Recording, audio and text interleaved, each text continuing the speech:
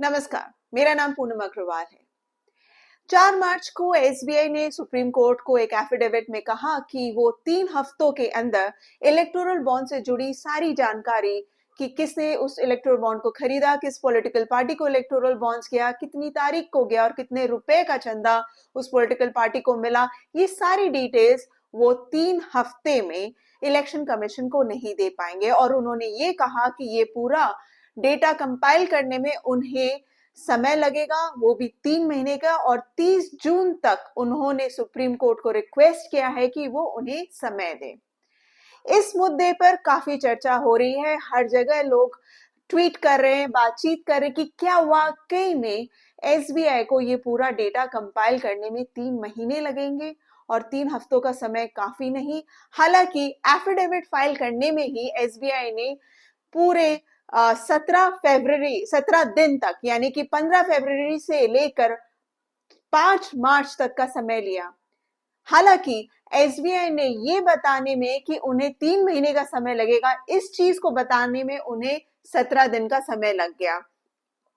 अब मैं आपको ये पूरा प्रोसेस बताऊंगी क्योंकि मैंने भी इलेक्टोरल बॉन्ड खरीदा था एसबीआई में जाकर, दिल्ली के एसबीआई ब्रांच में, और मैंने पूरा प्रोसेस देखा है कि किस तरह से वो इलेक्टोरल बॉन्ड्स को बेचते हैं। मैं पूरा प्रोसेस, खरीदने का पूरा प्रोसेस आपको बताऊंगी और आप पे छोड़ती हूँ कि आप डिसाइड करें कि वाकई में क्या एसबीआई को 3 महीने का समय लगेगा ये पूरा डेटा कंपाइल करके सुप्रीम कोर्ट और इलेक्शन कमीशन को जमा करने में। तो सपोज करिए कि मैं ही उदाहरण के तौर पे ले लीजिए कि पूनम अग्रवाल यानी कि मैं एसबीआई के ब्रांच में गई दिल्ली के पार्लियामेंट स्ट्रीट में और मैंने वहां से 1,000 रुपए का इलेक्टोरल बॉन्ड खरीदा।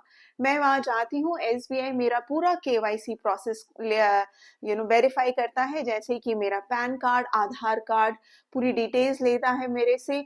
वो पूरी डिटेल्स लेने के बाद एसबीआई को कुछ समय लगता है पूरे प्रोसेस को रिकॉर्ड करने में, और वो इलेक्टोरल बॉन्ड को देने से पहले वो उसमें जो छुपा हुआ हिडन नंबर है, अल्फा न्यूमेरिक हिडन नंबर जो कि यूनिक है, उसको रिकॉर्ड करता है। अब वो अल्फा न्यूमेरिक हिडन नंबर आपको नॉर्मल रोशनी में नहीं दिखाई देगा, वो आपको सिर्फ अल्ट्रा वायलेट रे में दिखाई देगा। इस पर्टिकुलर मैटर पे, इस पर्टिकुलर चीज पे मैंने एक आर्टिकल, इन्वेस्टिगेटिव रिपोर्ट भी फाइल की थी जब मैं क्विंट में रिपोर्ट करती थी। तो उस नंबर से ये पता चल सकता है एसबीआई को कि पूनम अग्रवाल ने एक पर्टिकुलर इलेक्टोरल बॉन्ड जो जिसका यूनिक नंबर फॉर एग्जांपल 0012 है, वो खरीदा है इतनी तारीख को, और वो बकायदा इसका रिकॉर्ड मेंटेन करेंगे। अब पूनम अग्रवाल ने ये इलेक्टोरल बॉन्ड खरीदा, खरीदने के बाद ये 1,000 रुपए का इलेक्टोरल बॉन्ड उसने एक पॉलिटिकल पार्टी को दे दिया। अब पॉलिटिकल पार्टी कोई भी हो सकता है, for example political party x. अब वो पॉलिटिकल पार्टी एक्स के पास सिर्फ 15 दिन का समय होता है, वो भी from the date of purchase, यानी कि अगर मैंने 1 मार्च को वो पर्टिकुलर इलेक्टोरल बॉन्ड खरीदा है तो पॉलिटिकल पार्टी को 15 मार्च के अंदर ही वो रिडीम करवाना होगा। अब वो पॉलिटिकल पार्टी एक्स अपने एसबीआई ब्रांच में जाती है, उसको जमा करती है। जब वो जमा करती है अपने अकाउंट में एसबीआई में, तो एसबीआई वापस जब वो इलेक्ट्रो बॉन्ड लेता है तो वो फिर से रिकॉर्ड को मेंटेन करने के लिए ये देखता है कि इसके अंदर जो अल्फा न्यूमेरिक नंबर छुपा हुआ है वो 0012 है, तो 0012 किसने खरीदा?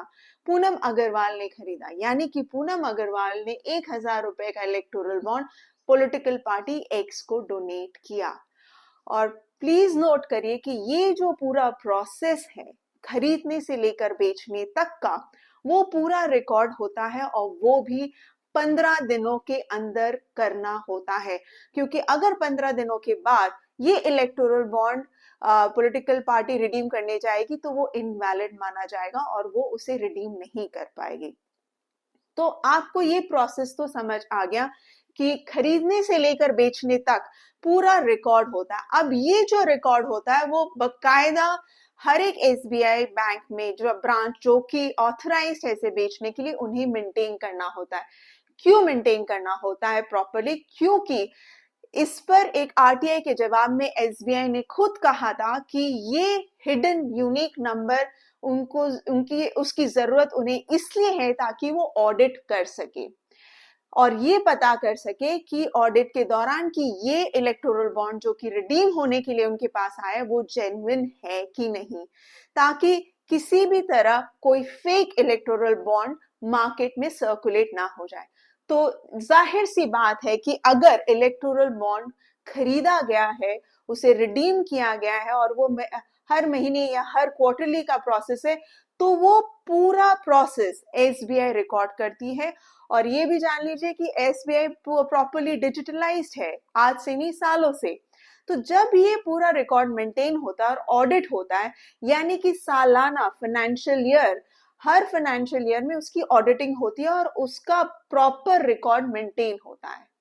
तो ये कोई 1 साल का प्रोसेस नहीं या 5 साल का प्रोसेस नहीं है, ये हर ऑडिट में उन्हें प्रॉपर रिकॉर्ड मेंटेन करके अपने ब्रांच में स्टोर करना होगा। यानी कि 2019 से लेकर अभी 2024 चल रहा है, तो इसके लास्ट फाइनेंशियल ईयर तक, यानी कि 2022-23 के फाइनेंशियल ईयर तक ऑडिट में एसबीआई ने पूरा रिकॉर्ड कंपाइल करके एक जगह जरूर रखा होगा, क्योंकि ये एक ऑडिट प्रोसेस वो मिस नहीं कर सकते। तो अब सवाल ये उठता है कि 2023 और 24 का ऑडिट ही काफी सिर्फ बाकी रह गया, जो कि अप्रैल के बाद रहेगा। उसके अलावा उसके पहले सारे फाइनेंशियल ईयर्स का ऑडिट हुआ होगा, यानी कि ये पूरा रिकॉर्ड एक जगह कंपाइल होके रखा हुआ होगा, जिससे एसबीआई को सिर्फ वहां से कलेक्ट करना है।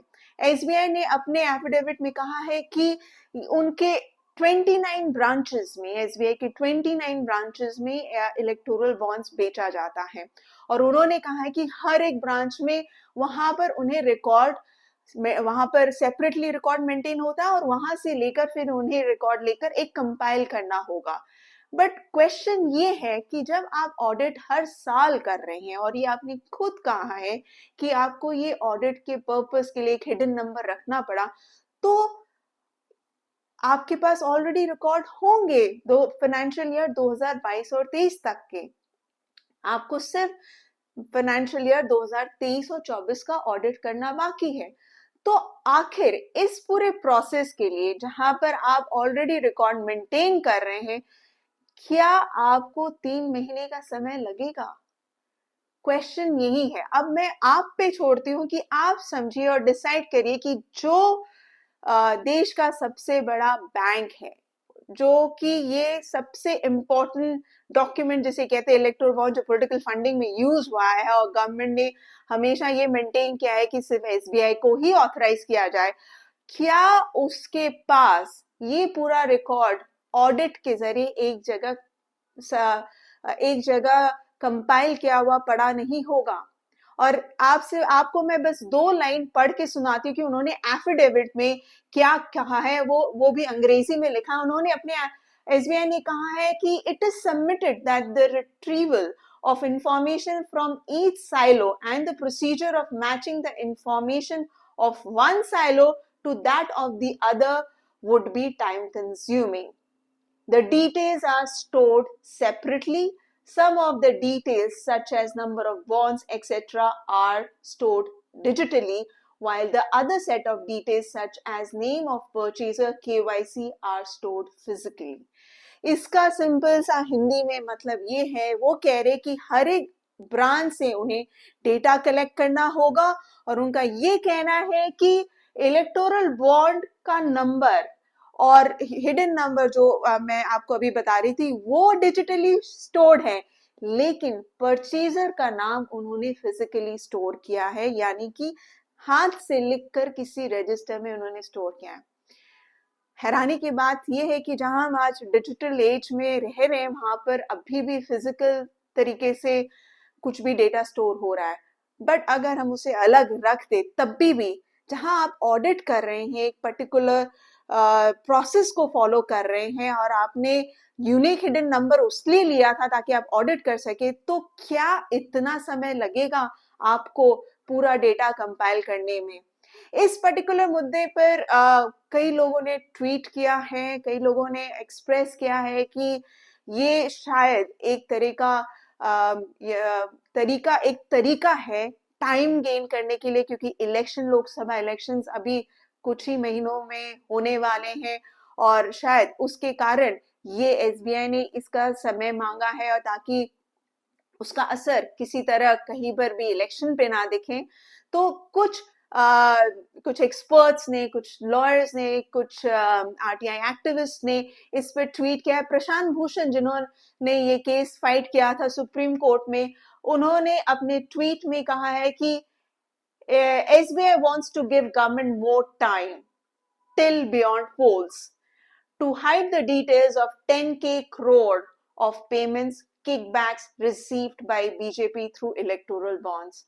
वहीं पर कोमोडोर लोकेश कुमार बत्रा, उन्होंने कहा है कि in 2017-18 SBI had set up a customized technology for quick management of tracking the EB sales and redemption transaction from April 2019 to January 2024. To 22,217 only was sold.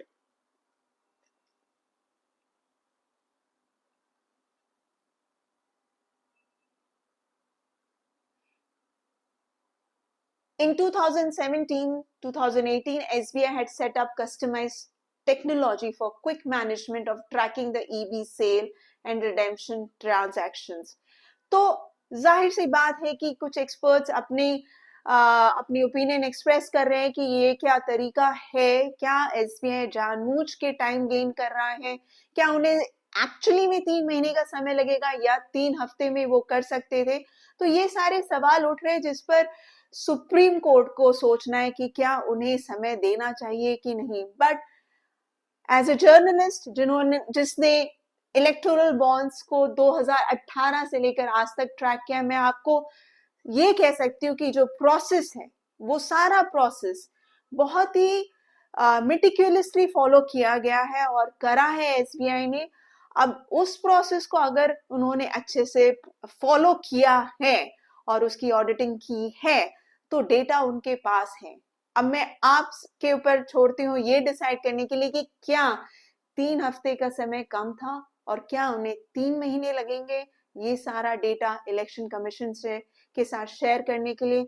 और इलेक्शन कमीशन के पास जब ये डेटा जाएगा तो जाहिर सी बात है उन्हें सुप्रीम कोर्ट ने कहा है कि वो अपलोड करे अपनी वेबसाइट पे और वो पब्लिक भी हो जाएगा।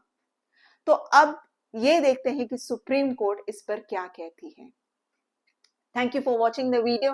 Please please please explain x को सब्सक्राइब करें, इस वीडियो को शेयर करें ताकि और लोग भी जान सके कि आखिर इलेक्टोरल बॉन्ड्स को खरीदने और बेचने का क्या प्रोसेस है। प्लीज प्लीज प्लीज इस वीडियो को शेयर करें, एक्सप्लेन एक्स को सब्सक्राइब करें ताकि और लोग भी जान सके कि आखिर इलेक्टोरल बॉन्ड्स को खरीदने का प्रोसेस क्या है, उसे किस तरह से रिडीम करवाती है पॉलिटिकल पार्टी और क्या एक्चुअली में एसबीआई को 3 महीने का समय चाहिए। Thank you.